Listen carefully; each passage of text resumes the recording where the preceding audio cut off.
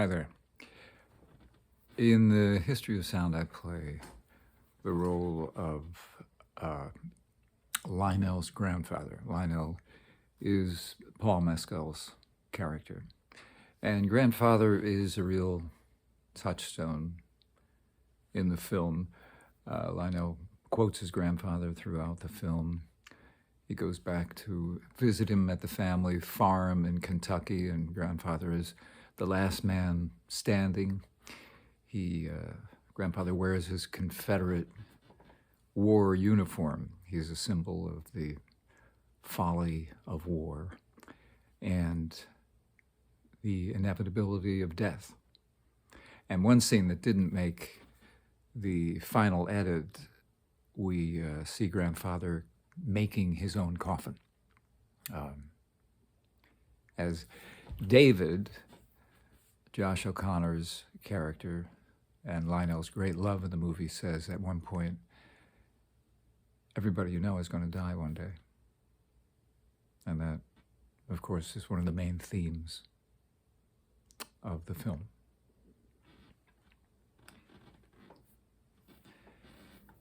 Now, Howard Hughes is one of the most complex characters that I've ever come across. Other than Ahab, maybe, who I've played a couple of times, he is the most convoluted and expansive character that I've ever come across. There's a story in the show about Hughes having raised a nuclear sub that was sunk in the ocean. The cover of the operation was his company, but it was actually a CIA operation. Stories like that proliferate all throughout Hughes's life, and yet he dies a skeletal figure who's been living naked in his bed for the last 10 years of his life, one of the wealthiest individuals in the country. And finally, when he's brought into a hospital by one of his aides, the doctor says, this man is dead. Died of dehydration, of drug use. An outrageous figure, though, who once was a king of Hollywood, dated the most famous starlets in the world. Katharine Hepburn called him the great love of her life. At any rate, he was a fabulous guy to study, and I fear that I didn't do him justice. Maybe I was a little too heated. I would have preferred to have been more grounded in the work. And I wish that we could see what LaToya and JJ had in mind for future seasons, because I would have liked another crack at this. One of the most famous and weirdest characters America has ever produced.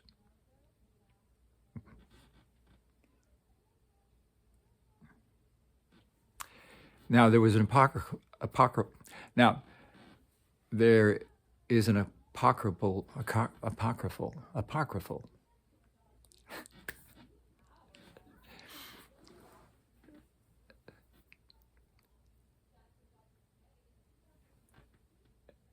There's an apocryphal story that Hughes showed up at an awards ceremony wearing Kleenex boxes on his feet because he was a famous germaphobe.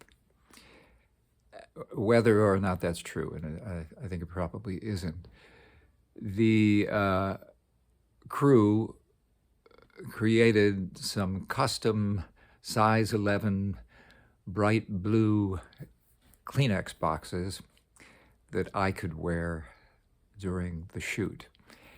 And if such a thing actually existed, the Kleenexes would have been the size of face towels.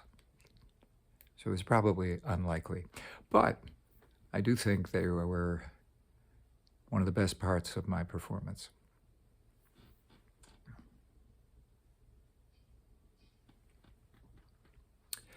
Yeah, As You Like It by Apocalypse Artist is going to be released soon. Apocalypse Artists is actually a group of teachers of Shakespeare in the New York City school system who, during the shutdown of the pandemic, decided to teach themselves how to make films, the only way that they could reach their students. They are among the scrappiest filmmakers that you'll ever find, but they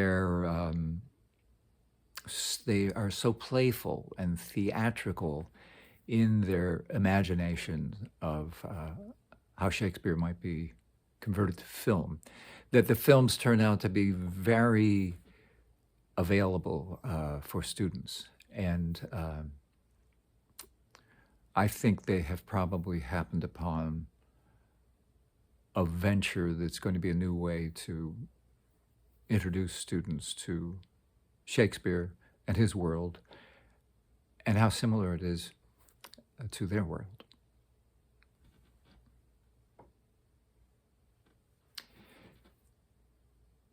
City Company was a creation of the experimental theater director Tadashi Suzuki and the great American director and theorist Anne Bogart.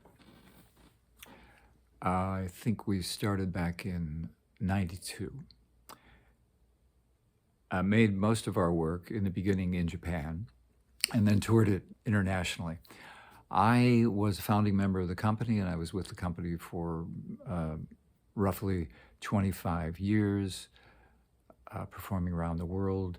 I remember at one international festival, a Polish actress telling me that she felt the French companies were very ethereal and the Russian companies very intellectual, and her own Polish company very grounded in the earth. And I asked her, well, what about the Americans? And she said, oh, you Americans are very fast and very rhythmic. And I took that to heart. I think that pretty well defines what it's like to be an American actor, at least on the international stage. The work that I've done with City Company is the foundation of everything that I've ever done going forward. It has asked everything of me.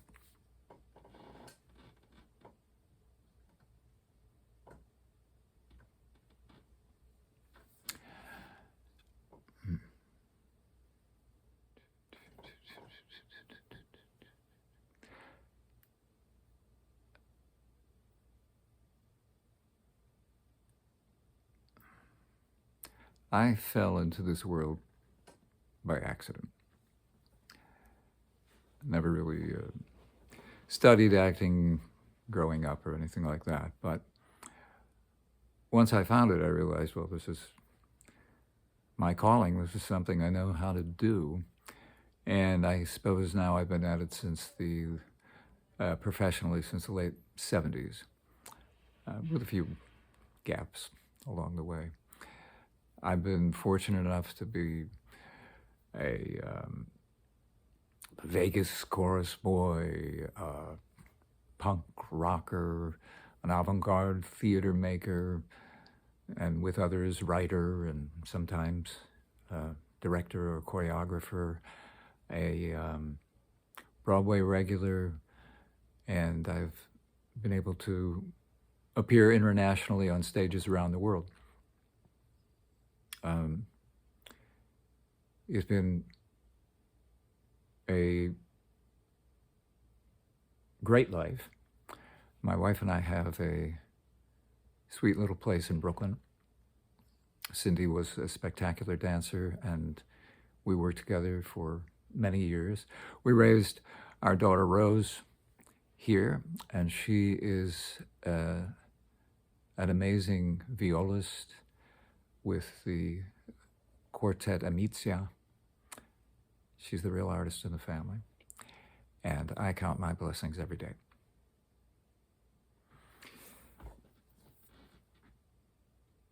In a couple of weeks, I'm going to open Ragtime on Broadway at Lincoln Center. There is no show that I think is more important to be doing in this moment. Ragtime captures the promise and the failures of America, and it is sung with brilliance and power by a cast of 32, 28-piece orchestra. It's going to hit New York with tremendous force. And after that, I'm thrilled to be performing King Lear at La Mama in the new year. And I hope to continue making inroads in my new interest, which is film. I'm an old dog trying to learn some new tricks. Thank you.